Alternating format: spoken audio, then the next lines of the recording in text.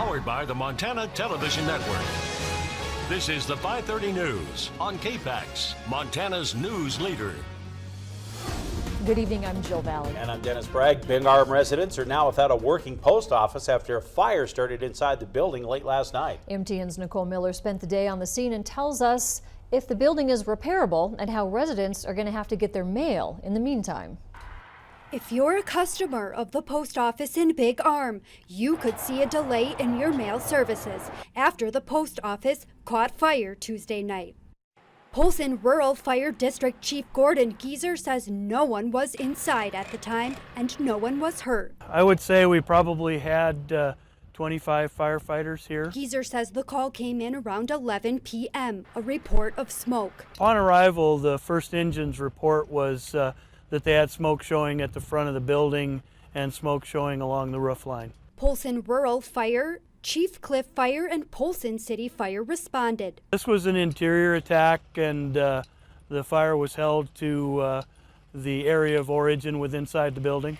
Geezer says it took about 30 minutes to contain the fire, and within 60, they had it knocked out. The exact cause of this fire is unknown, and the investigation is in the preliminary stages. Since this is a post office and a leased federal facility with a fire of undetermined cause in the building, the State Fire Marshal's office is contacted, and they're currently on scene here with us, assisting in an investigation of the cause. Geezer estimates the damage at about $40,000. Until the building is repaired, customers will need to use the Elmo post office for mail pickup and delivery. Nicole Miller, MTN News, Polson. The Big Arm Post Office serves about 250 customers and has 100 P.O. boxes. Mail delivery, retail services, and P.O. distribution is going to now be handled out of the Elmo Post Office until further notice. Any questions, you can contact the Elmo Post Office. Their number 883-2088. Well, switching now to weather, some light snow in the region today with conditions that's going to intensify as we head toward the weekend. Erin has been tracking that, so we join her now at the Storm Tracker Weather Center with the forecast. Erin. Yeah, things are going to be very active for us here Thursday into the first half of Friday. Right now, though, starting to see our current system on the way out across west central Montana. Just some residual light snow showers here and there, seeing some slick roadways in the Sealy Swan, also up around Marias Pass. But we've got bigger fish to fry. Winter weather advisories have been issued out ahead of that next system. These are for Thursday morning into Friday morning. Pretty much the entire viewing area, with the exception of the Missoula and Bitterroot valleys. Winter storm warnings of greater concern. This setup very similar to that recent big storm that we had as far as that cold air coming in from the east. Not as big of snowfall totals, though. Coming up with all those details shortly. City street crews are continuing their work to clear the streets and the drainage areas of the snow berms. Mild temperatures following two big snow events over the last 2 weeks have led to water quickly ponding on the roads, leaving drainage areas susceptible to overflow. With an estimated 7,000 drains in Missoula, the city has a priority list based of those areas where the biggest and most frequent issues have popped up in the past when it comes to overflow. City Street Superintendent Brian Hensel says they'll continue to address problems as they come up. So when it's warm like this, our priority snow plowing, we're in pretty good shape. We'll try to respond to requests for other plowing as we can.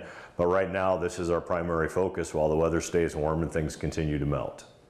He does say he appreciates those folks who've been pitching in to clear berms and drains to alleviate those flooding concerns. To keep an eye on the changing conditions in western Montana, just download the KPAX Storm Tracker Weather app to get on-the-go forecast. It's free on the Google Play or the App Store. In other news this afternoon, he's a little bit country and a little bit rock and roll, and when he gets time, he wants to be a better fisherman. But for now, new University of Montana President Seth Bodner is passionately focused on hitting the ground running. I spent time with Bodner this week, learning of his love of UM, Missoula, and the challenges of learning in the modern world.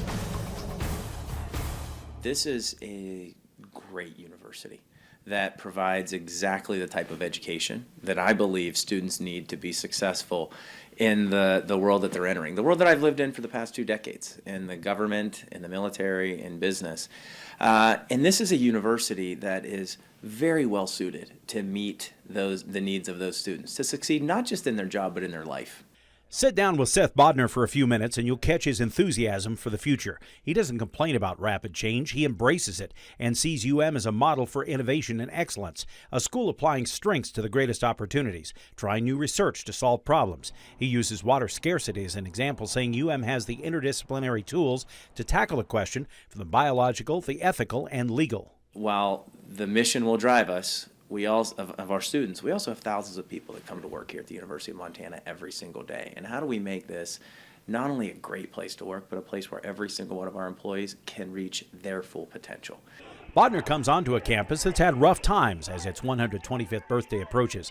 I ask him how he'll tackle that general grouchiness. Every organization goes through change and maybe some tougher times. But I would tell you the ground truth is that this place is full of high-energy students, incredibly talented, hard-working faculty members, and it's a privilege for me to be here. You know, I see my job as how do I do everything I can to make not just our students successful, but our faculty, our staff, every single employee successful here, because people are really positive about this place. This is a great institution that has changed the lives of literally hundreds of thousands of Montanans and young people from around the country, and we're gonna continue to focus on that great work. And I had to ask about his favorite artist to see if he fits Missoula's eclectic playlist. Garth Brooks, I'm a big Garth Brooks fan. Some of the newer stuff is a lot of fun. I love Zac Brown Band. I really enjoy Bruce Springsteen, but I love the outdoors. I love working out. I love hunting, fishing. I'm looking forward to honing those latter two skills when I get some time, but I'm not sure when that's going to happen, but it's just to be in a place that we love, at an institution that is so impactful, and just the beautiful surroundings in which we get to work. It's an incredible privilege. Bodner also says in a time of significant division in this country, UM can be a kind of place where free, informed, respectful exchange of ideas can happen.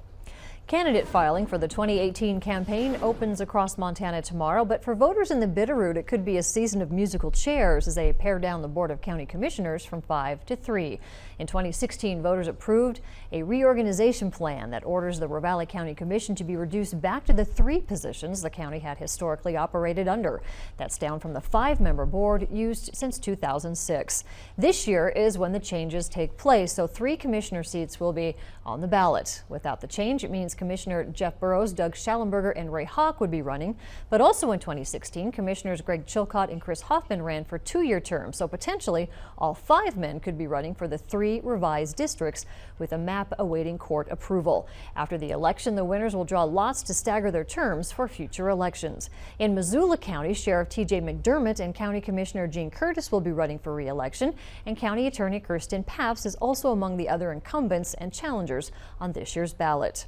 As we said, Missoula County Sheriff TJ McDermott announced that he is running for re-election. He started his police career in Anaconda before moving to Missoula and joining the Missoula City Police Department. He then moved to the Sheriff's Department in 2003 and became a detective in 2006. Then he became sheriff in 2014 after defeating Josh Clark and Bob Parcell by a sizable margin in that election.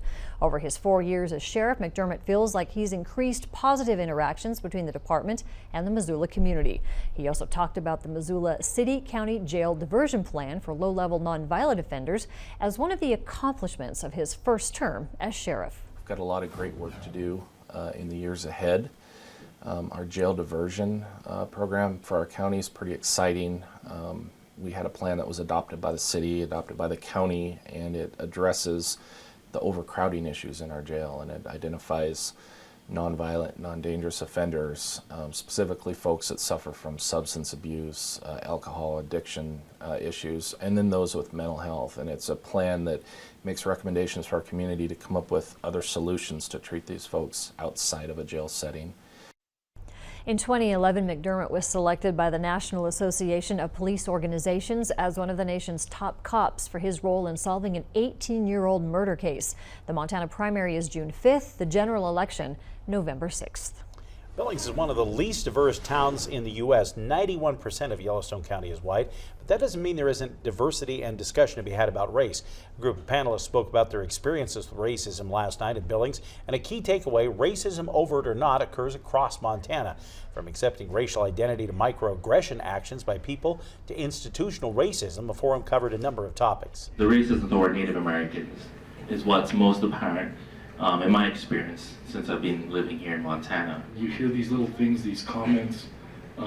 You can walk into a room and people just don't realize it, and they say, "Hey, look, we're having a powwow."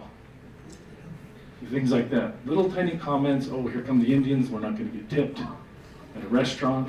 You know, the comments, the being followed around in stores. I've been told to go back to Mexico more times than I can even here to count. It just makes me almost laugh at this point because it's so nonsensical.